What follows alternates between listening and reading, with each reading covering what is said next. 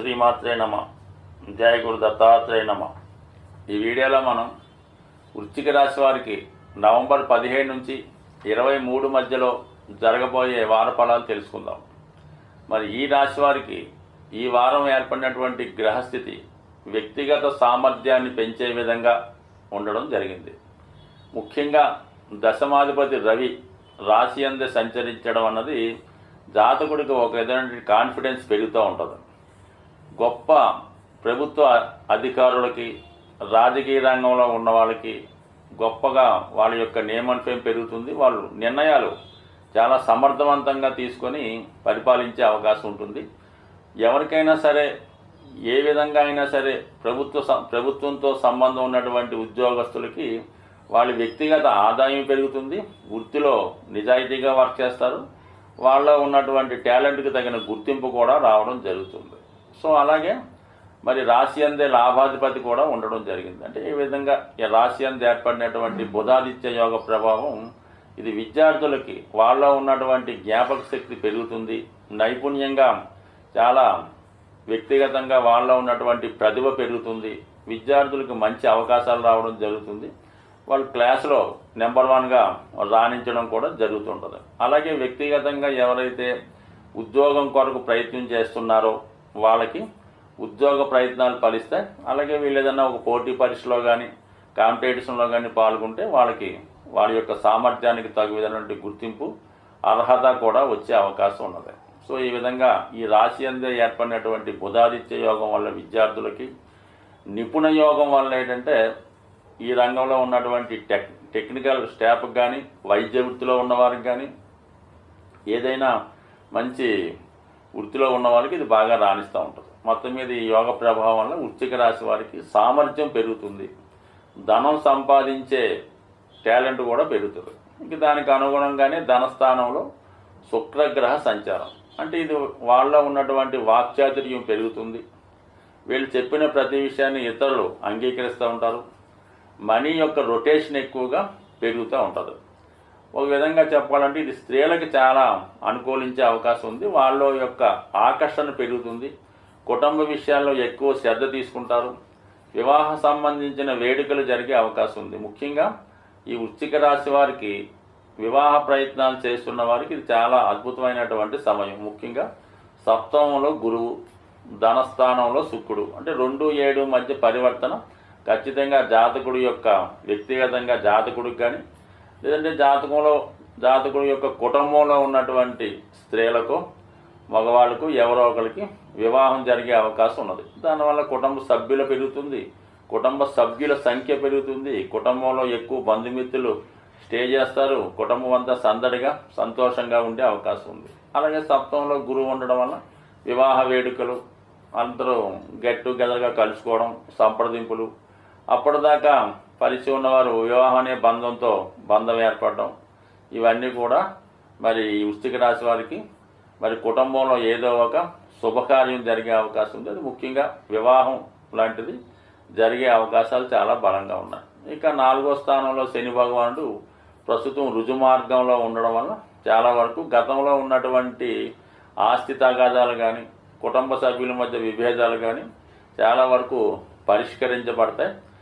జాతకుడు కొన్ని సంతోషకరమైనటువంటి వార్తలు వినే అవకాశం ఉంది. ఏదైనా ఒక సమస్య ఉన్నప్పుడు అది పరిష్కారం అయిందనుకోండి, ఆటోమేటిక్గా జాతకుడికి సంతోషం కలుగుతూ ఉంటుంది. అది స్థిరాస్తి సంబంధించిన విషయాల్లో మీకు ఈ శుభవార్తలు లాంటివి వింటారు. అంటే చాలా కాలంగా మీ యొక్క స్థిరాస్తి ఎవరి ఆధీనంలో ఉండడం కానీ, అది మీరు పంపకాలు జరిగినప్పుడు కూడా మీ యొక్క అనుభవంలోకి రాకపోవడం వల్ల ఈ సమయంలో వారు మీ ఆస్తిని మీకు అప్పచెప్పడం, తద్వారా మీరు దాని మీద వచ్చే ఫలితాన్ని కూడా అనుభవించడం జరుగుతూ ఉంటుంది. సో ఈ విధంగా గత కొంతకాలంగా ఉన్నటువంటి స్థిరాస్తి సంబంధించిన సమస్యల నుంచి బయటపడతారు.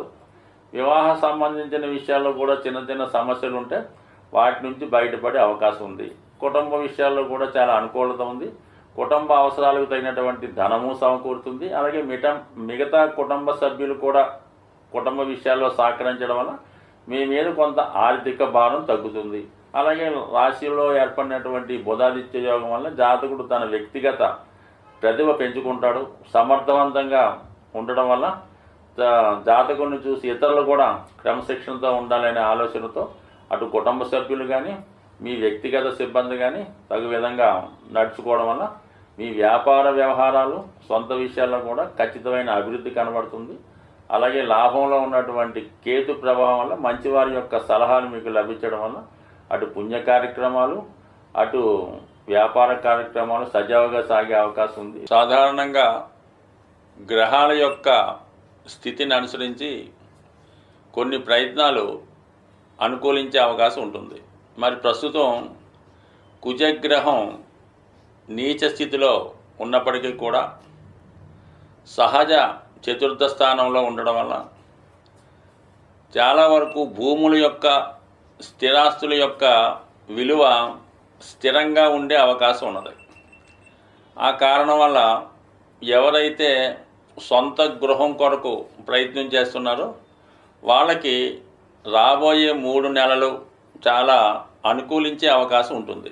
సో దానివల్ల ఎవరైతే సొంత గృహం కోసం ప్రయత్నం చేస్తున్నారో వాళ్ళు మరి రేపు మనకి ఈ నవంబరు 18వ తారీఖున వస్తున్నటువంటి సంకష్టార చతుర్థి ఆ రోజు విధి విధానంగా విఘ్నేశ్వరుణ్ణి గరికతో అర్చించడం, లేదంటే ఏదైనా దేవాలయంలో అక్కడ చేస్తున్నటువంటి పూజల్లో పాల్గొనడం, మరి కొన్ని దేవాలయాల్లో గణపతి హోమం, అలాగే సాయంకాలం పూట గణపతి యొక్క అభిషేకం 2 చేయించుకొని ఆ రోజు ఒక దీక్షతో మనం ఎలాగైనా ఒక గృహాన్ని కొనుక్కోవాలని సంకల్పంతో ఒక నిర్ణయాన్ని తీసుకొని ఆ రోజు నుంచి ఏంటంటే ప్రతి మంగళవారం మీరు సుబ్రహ్మణ్య స్వామి ఆలయాన్ని కానీ హనుమాన్ ఆలయాన్ని కానీ లేదంటే లక్ష్మీ నరసింహస్వామి ఆలయాన్ని దర్శించడం వల్ల మరి అలాగే కొంతమందికి ఏంటంటే భూములు చికాకులుగా ఉంటాయి. కొంతమంది ఆస్తి పంపకాలు అయినప్పుడు కూడా చేతికి రాకపోవడం, పెద్దవారు ఆస్తి పంపకుండా వాళ్ళ దగ్గరే ఉంచుకోవడం, మీ యొక్క స్థిరాస్తి ఇతరుల చేతిలో ఉండిపోయి మన చేతికి రాకపోవడం, అటువంటి వాళ్ళు భూసూక్తం అనే పారాయణ చేయించుకోవడం అనేది ఉంటుంది. అంటే మనకి మీరు యూట్యూబ్లో సెర్చ్ అయినప్పుడు ఈ భూసూక్తం అంటే వస్తుంది. అది తరచూ వినడం వల్ల కానీ కొంతమంది గృహంలో ఏదైనా పండితులతో పారాయణ చేయించుకోవడం వల్ల భూములపై ఉన్నటువంటి సమస్యలు తొలగిపోయే అవకాశం ఉంది. అలాగే ముఖ్యంగా స్త్రీలు ఎక్కువగా స్త్రీలకు ఏంటంటే మరి అద్దెల్లో ఉండి ఇబ్బంది పడడం కన్నా ఏదైనా చిన్నదైన సొంత ఇల్లు కావాలని కోరుకున్న వాళ్ళకి వాళ్ళు ప్రతిరోజు కూడా ఈ కార్తీక మాసం ఎలాగా ప్రతి వాళ్ళు కూడా సాయంకాలం పూట ఇంట్లో దీపారాధన చేస్తుంటారు కాబట్టి మరొక ప్రశాంతమైనటువంటి సాయంకాలం చక్కగా మొదలు పెట్టాలి. ఏంటంటే మణిదీప వర్ణన అనే ఇది కల్పం ఒకటి ఉంటుంది. అది ఒక పూజా విధానం. అంటే మణిదీప వర్ణన అనే అంటే మన లలితా సహస్రనామంలాగా అది కూడా అమ్మవారి యొక్క గృహాన్ని వర్ణించే విధంగా ఉంటుంది. అది మీకు యూట్యూబ్లో దొరుకుతుంది, పుస్తకాల రూపంలో ఉంటుంది.